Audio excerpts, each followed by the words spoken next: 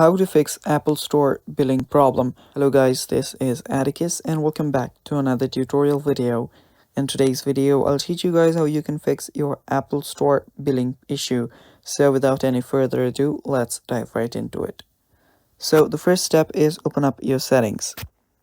After you open up your settings, scroll down and there you should find your screen time option. Tap on it. Now scroll down and you should see content and privacy restrictions. Head over there. And after you're there, head over to iTunes and App Store purchases. Oh, yeah, head over there. And there you should see in-app purchases. Head over there. And from here, what you'll need to do is tap on allow. Make sure it is on allow. And after you do that, your problem should get fixed. Other than that, you can head over to your App Store and tap on your profile that is on the top right. After you tap on your profile that is on the top right, you should see your purchase history. You can head over to your purchase history, and on your purchase history, you should see everything that you pay for. Now you can check your billing issues there, and yeah, that should fix your problem.